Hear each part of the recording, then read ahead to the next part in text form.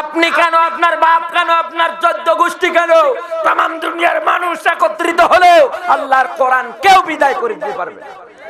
কোরআনের একটা কর্মী, একটা আল্লামাকে জেলখানায় বন্দী করবেন, হাজার হাজার আল্লামা দুনিয়ায় আল্লাহ পাঠাবে। একজন দিনের মুজাহিদকে কারাগারে দিয়ে, বুলেট দিয়ে, ফাঁসি দিয়ে, জেল জরিমানা দিয়ে মারবেন, এ বাংলার মাটিতে আল্লাহ হাজার হাজার পাঠাবে। একটা গাছের ডাল কাটেন, 7 দিন পরে দেখতে যান, মাত্র ডাল কেটেছেন একটা, ওই জায়গা থেকে হাজার হাজার ডাল আল্লাহ আরো বের করে দিয়েছে। আপনি তো একটা আমির হামজা বন্দী করবেন, একটা আল্লামা বন্দী করবেন, একটা মিজানুর রহমানকে দেশে আসতে দেবেন না। বাংলার মাটিতে ওইরকম হাজার হাজার তৈরি করবে কে? নাকি আল্লাহর ক্ষমতা নেই? আরো জোরে বলেন তো। আল্লাহর যেই ক্ষমতা আছে তার দলিল কোন জায়গায়? এবার আসেন, কোরআন থেকে গবেষণা করছি।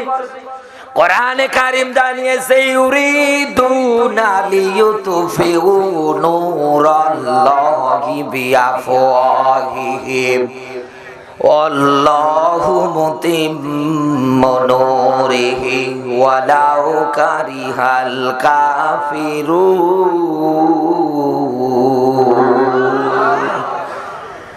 সূরা সফ 61 নাম্বার সূরা 28 নাম্বার পারা, প্রথম নাম্বার রুকু, এটা পাবেন আপনি 8 নাম্বার আয়াত। আল্লাহ সুন্দর করে ব্যাখ্যাটা দিয়েছে। ইউরিদুনা লিতুফিউ নূরাল্লাহি বিআফওয়াহিহিম, হে নবী ওরা যতই চাক মুখের ফোকার যে ইসলামের আলো, কোরআনের আলোটাকে নিভিয়ে দেবে, হে নবী ওরা কোনোদিনও পারবে না।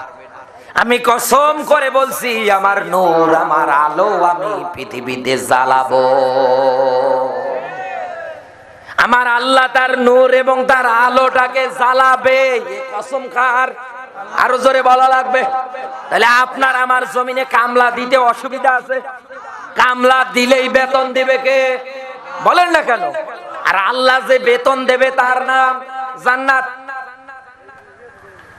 মুসলমানেরা সময় এসেছে, প্রত্যেকটা ঘরে ঘরে আপনি ইসলামের জন্য, কোরআনের জন্য আপনি একটা করে কর্মী তৈরি করে নেন।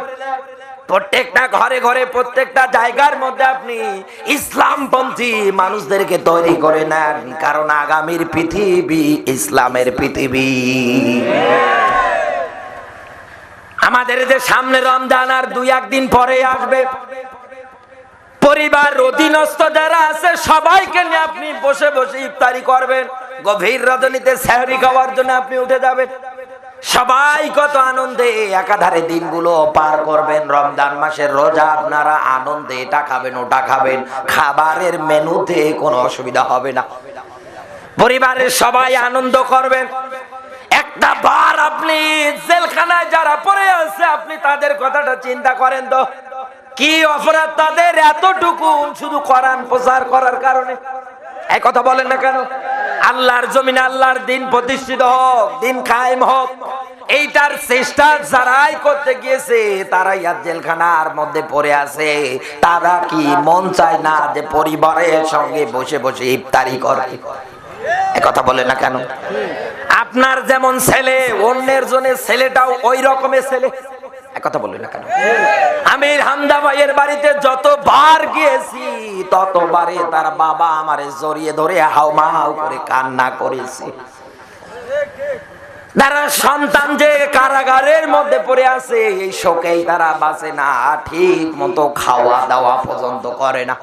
শুধু একটা মাত্র টার্গেট, কবে আমাদের হামজা ফিরে আসবে।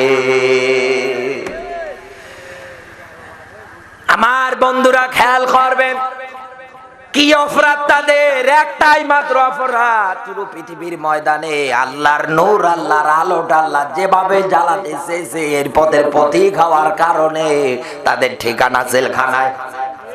কোনদিন আপনি তাদেরকে আটকে রিমান্ডে নিয়ে, মামলা দিয়ে, জেল দিয়ে, জরিমানা দিয়ে কোনদিন তাদেরকে ইসলামের পথ থেকে ফিরে আনতে পারবেন না। কারণ কোরআন জানিয়েছে ফালা খাউফুন আলাইহিম ওয়ালা হুম ইয়াহজানুন। সূরা বাকারা 2 নাম্বার সূরা, 1 নাম্বার পারা, 4 নাম্বার পৃষ্ঠা, 4 নাম্বার রুকুর 38 নাম্বার আয়াতের শেষের দিকে আছে। এর আগের আয়াতে অনেক ব্যাখ্যা আছে, রাত গভীর হয়ে গেছে, এই জন্য ওই ব্যাখ্যার দিকে আমি যাচ্ছি না। আমি শুধু সামারাইজ করে আপনাকে মূল পয়েন্টটা বলছি। আল্লাহ পাক বলেন, আমার হুদা দুনিয়ায় যারা পাবে, এই জায়গার মধ্যে হুদা বলতে আল্লাহ আসমানি কিতাব কোরআনকে বুঝিয়ে ধরা পড়ে এর ব্যাখ্যা দিয়েছে সূরা মাইদার 38 নম্বর আয়াত। সর সুন্নি হোক পুরুষ হোক যেটাই হোক না কেন, এটা যদি স্বভাবে হয়ে যায় চুরি করাটা, তাহলে ইসলামের বিধান হচ্ছে ওর হাত কেটে দেওয়া লাগবে। কোরআনের এই আইনটা যদি বাংলার মাটিতে প্রতিষ্ঠিত থাকতো, এই দেশের কত মানুষের হাত চলে যেত, টেরি পেত না। প্রতিষ্ঠিত হতে দেয় না কারা? তারাই এই দেশের সবচাইতে বড় চোর। ওরাই তো ব্রিজ খায়, ওরাই তো রাস্তা খায়, এই কথা বলে না কেন?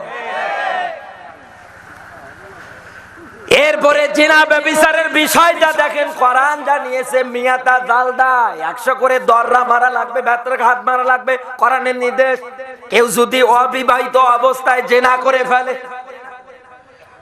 আর কেউ যদি বিবাহিত অবস্থায় জিনা ব্যভিচার করে ফেলে, কোরআনের নির্দেশ হচ্ছে ওকে মাটির মধ্যে পুঁতে দেওয়া লাগবে বডি পর্যন্ত, এরপরে পাথর মেরে মেরে দুনিয়ার থেকে বিদায় করে দেওয়া লাগবে। আপনি একটা এই রকম বিচার করে মিডিয়া দিয়ে প্রচার করে বাংলার সব জায়গার মধ্যে আপনি প্রচার করে দেন, ছড়িয়ে দেন, দেখবেন এই দেশের যুবক যারা আছে কোনদিন কোন মেয়েকে রাস্তায় উত্ত্যক্ত করবে না। ধর্ষণের আইন হয়, এটা হয়, ওটা হয়, ধর্ষণ কমে বলেন না কেন? পরকীয়া কমে? কোনদিনও কমে না। কমাতে চাইলে অবশ্যই কোরআন লাগবে।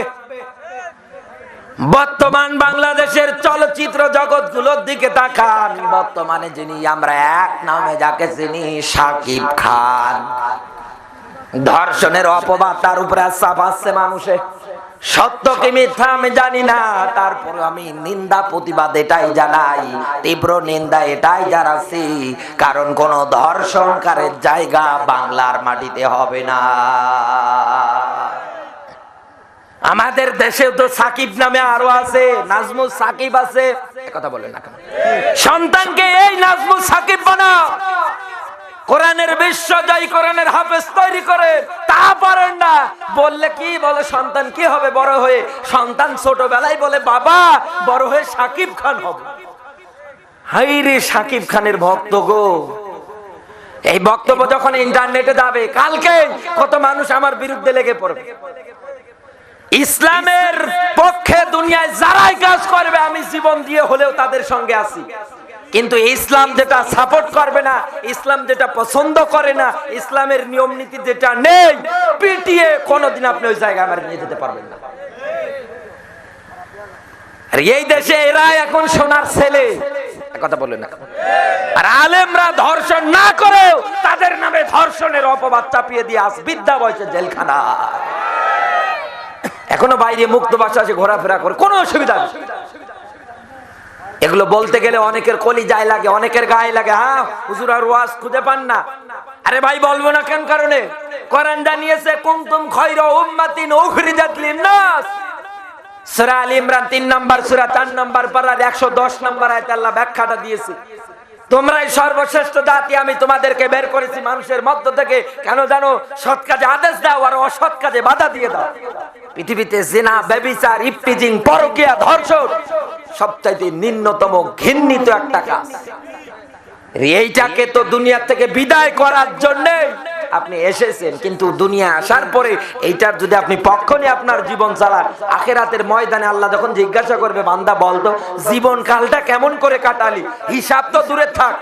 একথা বলেন না কেন? আল্লাহ কি জিজ্ঞাসা করবে না? তিরমিজির হাদিস, জিজ্ঞাসা করবে জীবন কাল কেমন করে পাস করেছিলি, কাটিয়েছিলি, বল। যৌবন কাল দিয়েছিলাম, পার করলি কেমন করে? সম্পদাদি টাকা পয়সা অর্জন করলি কিভাবে? কেমন করে সম্পদাদি টাকা পয়সা ব্যয় করেছিলি?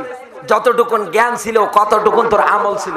আপনি বলেন তো, পয়েন্টে পয়েন্টে আল্লাহর কাছে আপনি ধরা খাবেন না? বলেন না কেন? আপনি ধরা খাবেন না? কিন্তু আমরা কিছুই মনে করি। আমার বন্ধুরা খেয়াল করবেন,